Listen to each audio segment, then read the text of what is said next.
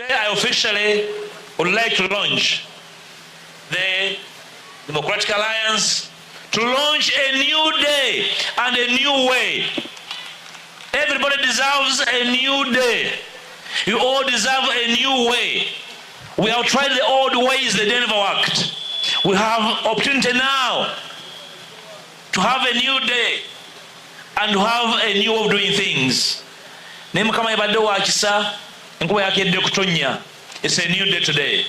New day, new way. Mathias Mpuuga, new day, new way. Mathias Mpuuga yalonchinze alliance. New day, new way. Nagamba abantu olunaku lupya ekkubo pya. Yalonchinze alliance gendo wozezzaako okuba nti it's an alliance of failed politicians and washed out musicians. Abayimbi abaweddeko ne ba politicians ng'akabwe kaweddemu finito. Abatalina ya wakudda. Exactly kwegamba akoze ekiddukiro oba refuge eyaki eya buli muntu agenda failinga ng'abadde politician n'akola promise ne zimulema okukola ki okutuukiriza ng'abadde muyimbi music n'amuggwako n'asalawo n'agamba kankole ki kangende mu new day new way. Exactly. Tulabye nga Katemba abadde muyitirivu otyo kulungi ya kino ekintu oba kiki kyonna kye kiri new day new way. Katemba abadde muyitirivu ne tulabanga omusawo w'ebisolo Bwanika si kumulimbirira bintu byose bibadde guno mulimo gwe Bwanika omusawo w'ebisolo yeekosa obusolosolo kanguzanyire video Honorable Mathias Mpuuga Nsamba omutendeko obulungi asazeewo okukkiriza tukulembera mu kintu kino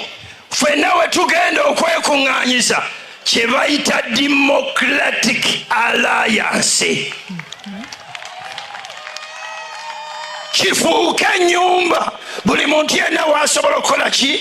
waasobola okuyingira. Lwaki okyusa ekiroboozi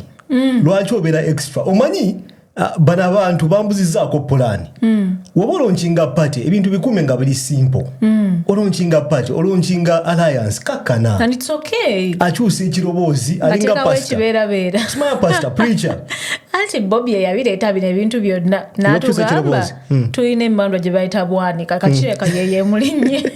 okyusa ekiroboozi oyogera bitakwatagana simaya kusiyaga saga tugende mu Bwanika njaga tufokasinge kuki ku Mathias Mpuuga finito w'ebitaano alina ebintu bingi byayogedde ng'alonchinga party ye alina abantu ba introducing abagenda okubeera behind alliance simala lwaki ngiyita party atugambye ebintu bingi nti eno alliance egenda kuvaamu ekyamaanyi kangusanyire zi video zino ompe endowoozayo naawe andaba oteke endowoozayo mu comment section. DA ejja kuvaamu ekibiina ky'ebyobufuzi nga tumaze okukanya bwe kinaafaanana be kinaatunula. Tuwaba batiisatiisa nti nga mukyusiza ebibiina ekibiina si ddiini era si ggwanga. Tosobola kubeera mu kibiina nga bakirumba bongoota ng'obazuukusa batema bisiki ng'olina ekatala n'osigala ng'oli mu bazuukusa essaawa 24. You move on and work anew. Oye finito. The new day, the new way. Sajja ina Katemba ono bannaye. Naye olaba bw'okoma temwagala kutegeera Mpuuga kyagezaako tugamba ali kutulaga mu maaso wajalaga so that akasita bwe katuuka ng'avudde mu the new way the new day nayingira ekibiina ekirala temumukweshoninganga amaze okubawoninga nti oli wa ddembe okupalaapalanya kugamba tolina kubeera loyo anyway kuye twakimulabamu naye kati avuddeyo n'akitugamba nti tokkiriza muntu yenna kusibira wantu oli wa ddembe okubalyamu olukwe oli wa ddembe okubeefuulira nsobola okukera ku makya ne ngamba ankooye sikyagala kubeera wa NRM ngenda kujoininga NUP. Okukyusa political party is not a problem nsonga lwaki okyusiza is the problem bw'okyusa okuva mu NUP n'ogenda mu NRM kubanga bye basomesa eno tobikkiririzaamu ng'okkiriza bye basomesa eri temwandwaddemu buzibu naye bw'okyusa n'ova mu NUP n'ogenda mu NRM kubanga mu NUP baagezaako okukulabisa baagezaako okugamba nti twaga ka corruption bagezaako kugamba ebitano by'abantu bizzeeyo bagezaako kulemesa empisa embi then awe wali obuzibu reason ematteringa tomala gakyusa kubanga tuyagala kugambako omayisinza okunsesa agenze n'agamba nti obeera mu kibiina ng'abantu babongoota okiddukamu n'ogenda naye ekibiina ekyo kyekyamutuusa waali sooka ove mu ebyo ono gayi yatandikira mu kibiina ekirala kyenandiise ekyababongoosi pure like simanyi politics mungi naye nga kyababongoosi pure ensi yonna ekimanyi Mathias Mpuuga singa yesimbawo by then ng'ali mu DP yatasobola kukola kikuwangula kalulu kati kambuuze nuupu ababongoosi bamufuula MP ababongoosi bamufuula leader of opposition ababongoosi bamu opportunity nabba ekido bamuteeka mu kifo kye yakozesa okubba ebido naye ate kambuuze ono Mpuuga bwe yali mu kibiina ky'ababongoosi ekya DP kyentegeeza lwaki teyavaayo akaseera ako n'agamba kantandikawo Democratic Alliance the new day the new way exactly lwaki akaseera ako kennyini we yalabira kubanga ffenna n'omwana ayonka akimanyi ekibiina ekyasinza okubongoota kyekyo okitegeera that was the time awo yandisitukidde n'agamba no kino ekibiina kibongoota kandeetewo the new way the new day okitegeera naye asoose n'alinda ne bamusiiga akazigo ne bamuteekako ki make-up ne bamukomyawo mwegomba nnyo bannaffe ab'e Kenya bakyusiza obuyinza bafuna bwetwaze. They have been evolving. We must learn to evolve, to change, to move, to work together even when we are not the most bosom of friends. There's one only country called Uganda. The sina sinda alanyina passport yemu nendaga muntu yemu egamba ki Uganda. Then komyawo sente zaffe zewalya. Sente za Uganda. Hey, we want one thing. Bwetulize ekido kyaffe gwekola ebintu byo. Tetugenda kukolako zino video. Zaayo sente zaffe oba oli muna Uganda passport yemu. Twetaaga muntu yenna tuwa olukusa kukola ekyo. Omukago guno gugenda kutambula nga gwongera okwebuuza n'okweyubula. Emyezi egijja gujja kusimbawo n'abakulembeze ne president nga mwali bameeya ababaka ba parliament bakansala swetaaga lukusa lwa muntu yenna. We only need the support of Ugandans that want to see a different Uganda. We don't need the support of anyone. We need the support of Ugandans. Omanyi sagala omuntu wandaba alowooze nti ndikukola ki kuvuma Mathias Mpuuga nedda naye buli kigambo kyayogera mu matu gange kisoundinga bwe kityo exactly nange neŋŋamba kanjogere mu kaloboozi ako I echo out ekiri mu mutwe gwange buli kigambo kyayogera that's how it sounds tekikola sense y'amaanyi nnyo mu matu gange agambye nti alliance gye bakoze egenda kufuukamu ekibiina mu maaso awo teba president ba MP ba chairman ne ba kansala okitegeera naye nga n'omwana omuto ekigenda mu maaso akiraba of course nti waliwo umbrella ennene etumye Democratic Alliance tebakyaga kukosa kigambo umbrella lwaki bonga abadde new day the new way omanyi singa abakola simbo ng'eriko like amajanga kuliko ebitaano ne iPhone 15 waliwo waki so bakugambye nti bo bajja fuukamu ekibiina ffenna tukimanyi nti waliwo omuntu amutuma adisorganizing eki opposition ate balina script ensufu nti bakimanyi target y'abaana bato ba youth kwezi myaka 17 by 2026 ajja basobola okulonda ajja weza 18 so bakimanyi nti wotargetinga abavubuka abato kakola kye bakoze ne bafunayo artist owaabwe okitegeera bafunyeyo artist bafunyeyo omuyimbi ajja atambule ku zi campaign kozi bakitegeera this thing can work oleeta omuyimbi nga alina influence kino mbadde nkigamba okuva Alien Skin we yagenda mu kkomera nti Alien Skin was a project right now ba Jan Vilinze kituufu kwegamba emyaka gyonna gye bamaze nga bamuconfusinga nga bamuwabya right now tulabye results copy and paste nti Alien Skin azze agenda kukola ekyamuleesa ekyamuwabisa ekyamujja ku music ne bamuwabya ne bamuyingiza politics which I think agenda ku regrettinga cause ali kukola ensobi okutrustinga abasajja bano Well, I believe alien skin alina emyaka 18 and above. Tumwe akaseera oba tumuwe chance yesalirewo. Tuyinza okuba nga tulowooza birala nga naye alina osanga kyabala. Sitera kwaganya olowoleza bantu bakulu kubanga ensobi bw'agiyingiramu eba yiye agenda kujeetikka paka bw'afunamu 5 biba bibi etagenda tukombyako so tuleke buli omu asitula omugugu gwe oba bimulakira bibye bimulakira bibye omanyi enswera ekwagala yekugwa ku bbwa enswera ekwagala yekugwa ku bbwa si buli kaseera abagala tebaali basiru kukyogera alien skin alikola nsobi nze ng'omuntu alien skin mwagala ng'omuyimbi naye bamuwabiza okumuinvolvinga mu politics okumuleeta ne bamufrontinga abeere part of the face y'ekintu nga DA the new way the new way the new home the new day balinga bali abakwata essimu ne bakuba hello Uganda obanye Mpuuga n'ekintu kyagedde ku Kenya twegomba banna Kenya engeri gyatambuzamu ebintu byabwe Uganda yemu ku nsi z'olaba nti tulina opposition party 10 tulwanyisa omuntu omu obululu bwaffe bwonna obwa opposition bwonna tulina obugabanyamu emirundi 10 so that buli party ekola ki efuna ekyo kigenda maaso okulaga nti abantu abasinga abazze mu opposition actually tebali ba opposition bazze n'emiramu emirala singa ddala Honorable Mpuuga ebintu bino byayogera ebya Daniel Day twagala kulwanyisa kigundi since 2011 Honorable Mpuuga abadde mu politics sinalabawo kintu kyakoze sinalabawo change ataddeko osanga alina oluzzi eyewaabwe lwe yamaliriza okuzimba afunamu 5 osanga alinayo class teacher gwe yagulirayo ekiviiri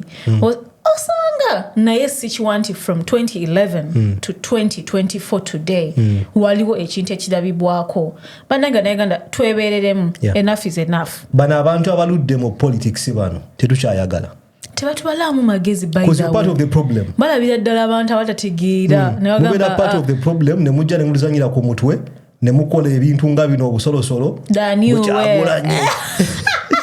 Kyagulanyi omanyi basangoma omuntu ali esausi ajja kuba akitegera kyenyogerako otuuka esausi osooka n'osoma wawo klasi zaki z'abasangoma kibasooka okusomesa 101 sangoma 101 kukyusa amaloboozi olina okwogeranga omusambwa webaleeta omuteeja nga bamugabe bagenda kuwoza ssente olina okukyusa eddoboozi ogambe nti omusambwa gugambye gwetaaga kino simanyi nakikola ayinza okutta vocal code yange omukulu ndabye akkiriza anyenya mutwe naye nga bw'okuba akkiriza abisoma musebo byamateeka oyo president wa fango eno yengeje akutte pena onakwata peni basabo ne banyabo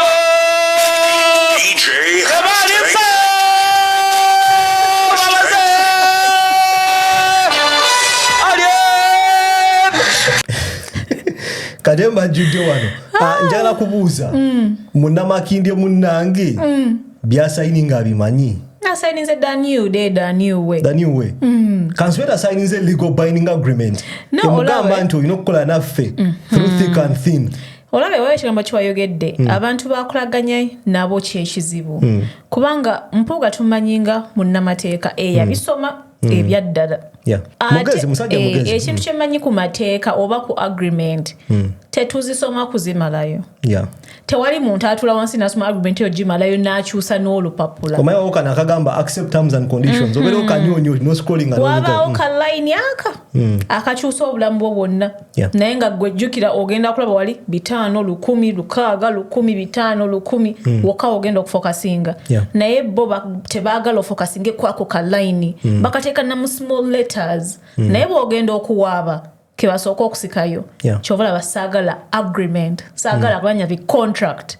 singa nobaddewo munnamateeka ali ku saidi ye n'ogamba baabimusomeddemu baabimuyitiddemu bayinza omutomeza naye nga bwe nakugambye muntu mukulu yeetegeerera tewali amuleesaawo peni ye yagyekwatidde ate musanyufu kituufu saagala omuntu andaba alowooze nti nyina problem omuntu okujoininga political party oba okufominga political party naye nyina issue n'abantu abafominga political parties ezo kwegamba omuntu nga Mathias Mpuuga Abed Bwanika ne bavaayo ne bafominga political party noyagala okunkombisinga as a sen Ugandan bunjegatteko ngenda kuba nyina question mark nyingi nnyo ku muntu bwatyo either ebintu bibiri nga source yonna yabatumye yemu so we can agree tugamba nti alien skin Mathias Mpuuga ne Abed Bwanika baina boss yomu nga yabagambye mugende mukole kino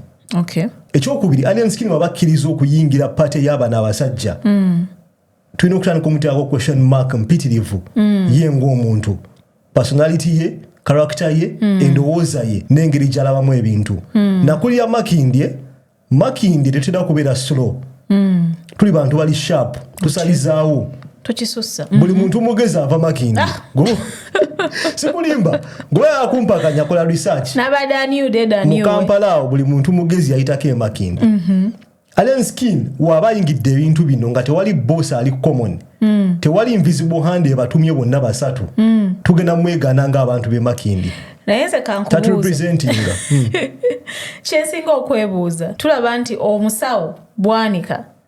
ne ow'ekitiibwa Mpuuga amaanyi ge balina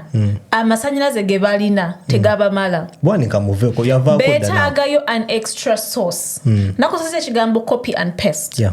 twalaba nti ekintu ekyasinga okugattako ku Bobi Wine on addition ku birowoozo bye yaleeta enteesa ze yali akola engeri gyakolamu ebintu bye twamwagala kubanga yava wansi yatusigira ekifaananyi kya from grass to grace fena tugamba fena tusobola okukola ki okuvaayo na representinga ghetto youth okitegeera kati tugenza olaba nti ono abadde asiba mu makooti abadde yeetayira eri mu b'ekitiibwa talina ngeri gy'asobola kutupenetratinga ffe abawansi talina ngeri gy'agenda tandika kutunyumiza nti twatandika twavula ate kati tukongojja ate kati tutambula okitegeera kati n'agamba no nkikoze ntya kanfuneyo ghetto youth kanfuneyo omuntu asobola okukopinga oli n'apestinga kanfuneyo omuntu asobola okutusigira ekifaananyi kyekimu nga ekiri eri kindaga nti bano bannabyabufuzi bali weak tebamanyi kyakukola naye ekyabagabugumye kyekigambo kyonyonye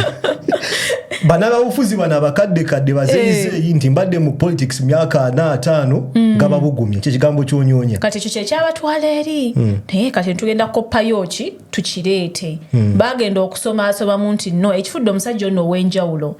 ideas ze azigasseeko okurelatinga n'abantu ku level eya wansi ng'abantu asobola okubategeera kubanga ababaddemu kino His Excellency President Bobi Wine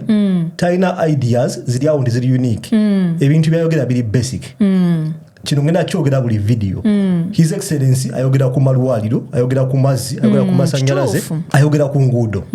tewali kyanjawulo tewali kintu kiri special kyayogera these are basic things wemubisortinga politics ajja move maybe singa mukeera ku macha ne mu fixing ebintu byayogerako maybe siri mwogerera naye usanga ajagamba why babikoze omulimu gwange guwedde exactly ninga biri basic these are basic things ugamba nti you can have a road nga temuli pothole bisoboka wogende kukololo mulimu enguudo ennungi